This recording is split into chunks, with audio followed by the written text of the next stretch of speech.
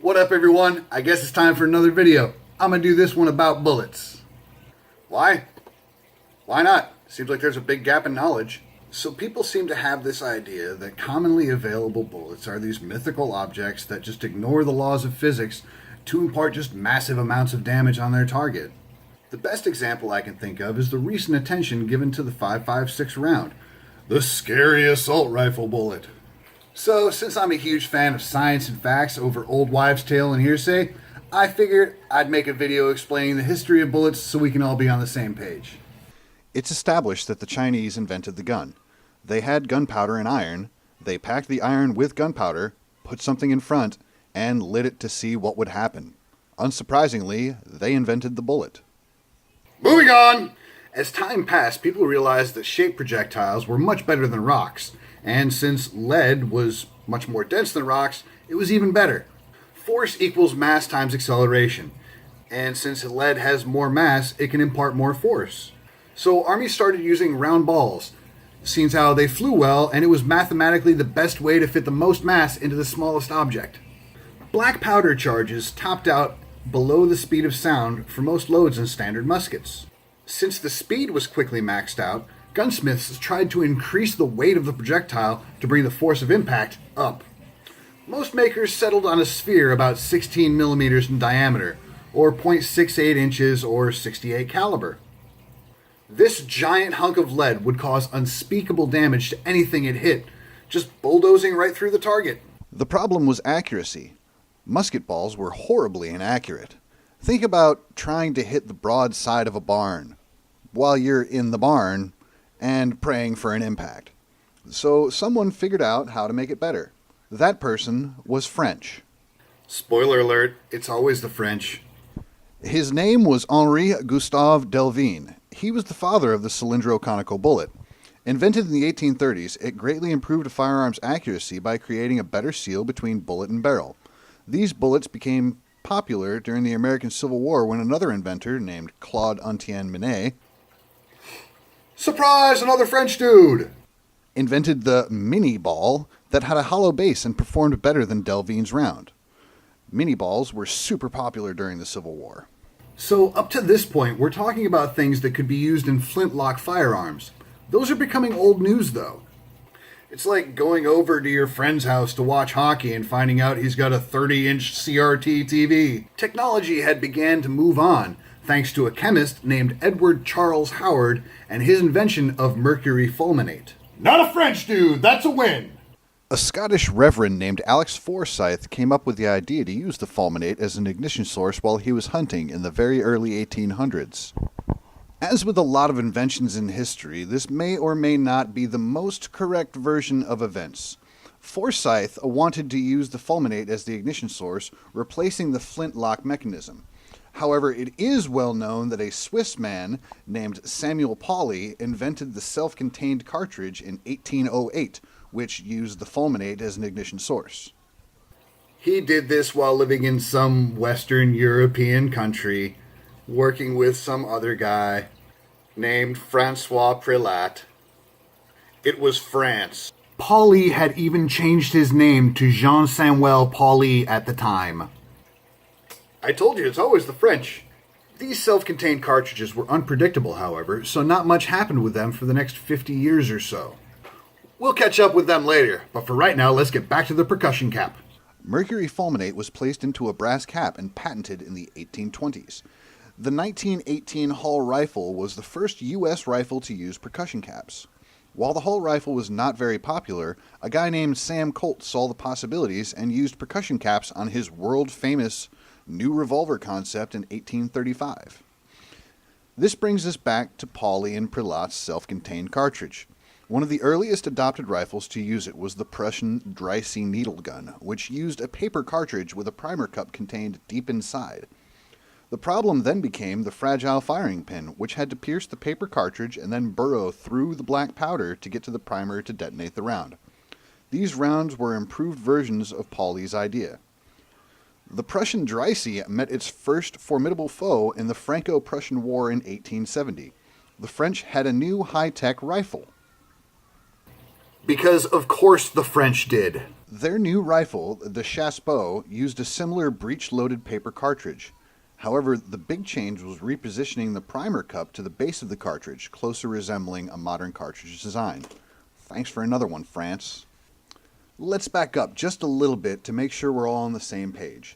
The 1800s was an amazing century for weapons development, so a lot happened at the same time. In 1860, America was already using metallic self-contained cartridges for pistol rounds, like the .22 long rifle and the .44 Henry. Now, pistols use much less powder and therefore generate substantially lower pressures when fired.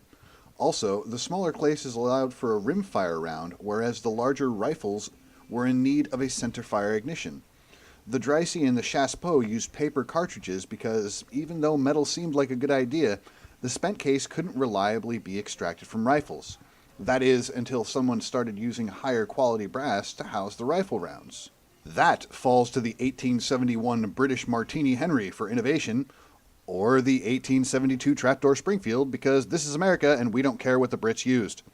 The Springfield originally used cartridges that looked like modern rounds but had a steel case. The casing was later changed to brass and the modern rifle bullet was born. Now, the Springfield still had a very large projectile, about half an inch in diameter or 12 millimeters. On the upside, a major advancement was just around the corner. In 1884, a guy named Paul Vier, who was of no specific nationality, came up with a breakthrough. Nothing important about Paul. I hear he never tipped the waiter. Paul was French, of course.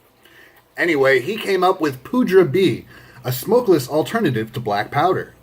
Smokeless powder burned much faster than black powder, allowing projectiles to be fired much faster.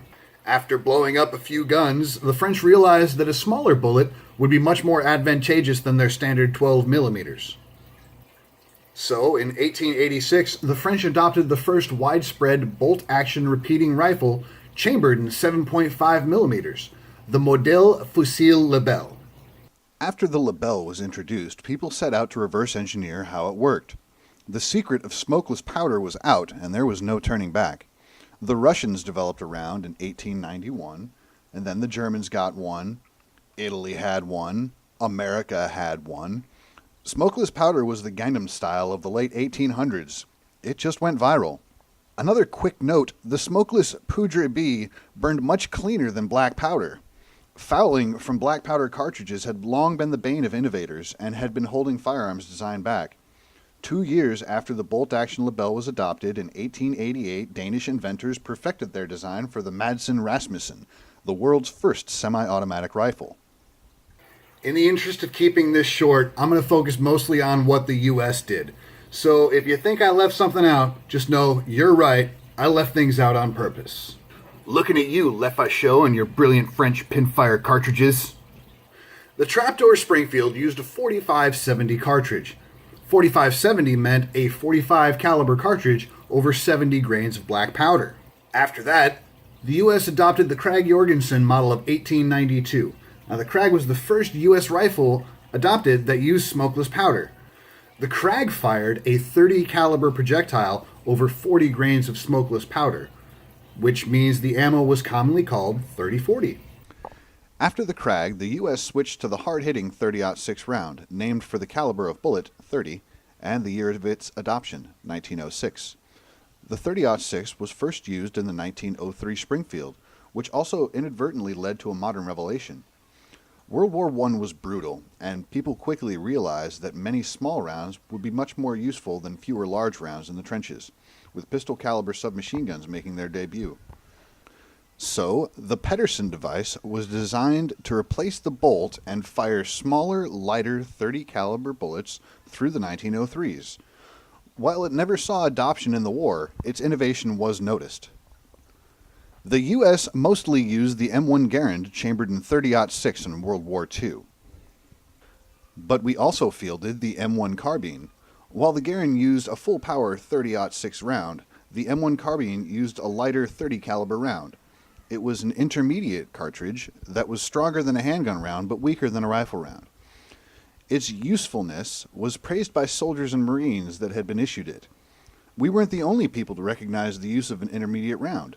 The Soviets developed the 7.62 by 39 round for the SKS, and the Germans have the 7.92 by 33 with their STG-40. People realize that you don't need a massive slug traveling very fast to win a war. But since the US was the only industrial powerhouse that still had, functioning factories after the war, we got to dictate the NATO preferences. The Brits tried to introduce the 280 British shortly after the war, but the US wasn't having any of that. As an intermediate cartridge, the US Army didn't like the lower energy ratings.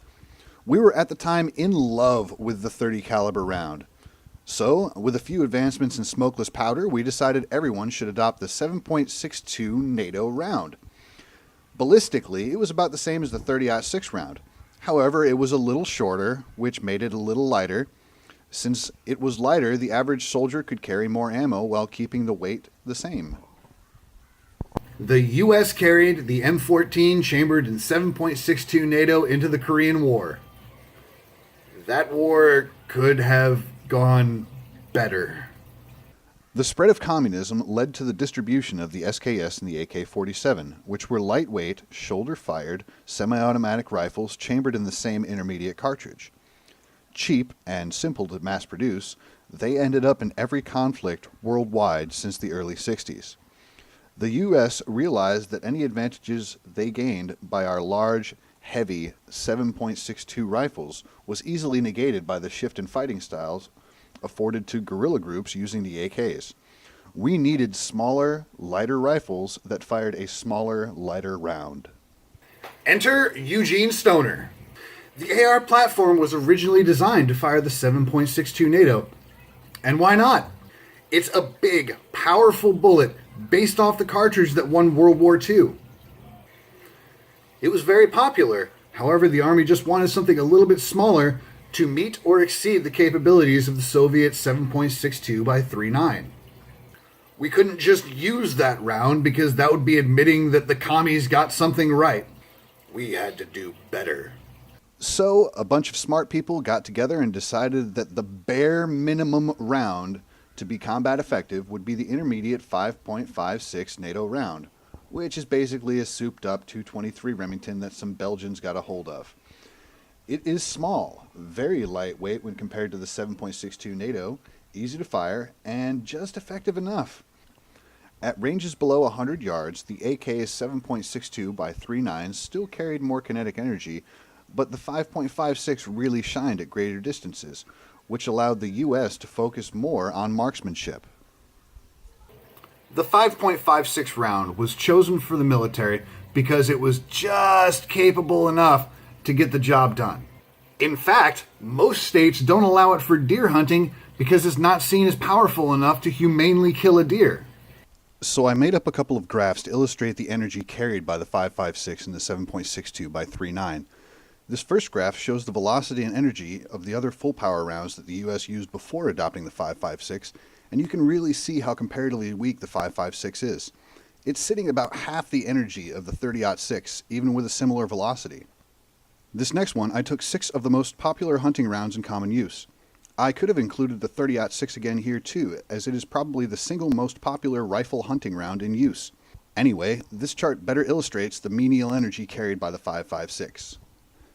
I'm going to take a second and have a little safety talk here. Absolutely every single gun is capable of causing harm and death. I'm not trying to say that the 5.56 is a harmless bullet. Far from it. I would never suggest that a .22 is a harmless bullet, even though it's basically a step up from a BB gun. Hell, BB guns are dangerous. What I've been trying to show is that politicians and the media have been lying, or at least telling half-truths, about the capability of the 5.56 round. It's really not that powerful. So there you have it. The rounds fired from the AR platform are not some sort of magical murder pill that people would like you to believe. They're just the result of a few hundred years of innovation, but there are still substantially more powerful rounds available pretty much anywhere that sells ammo.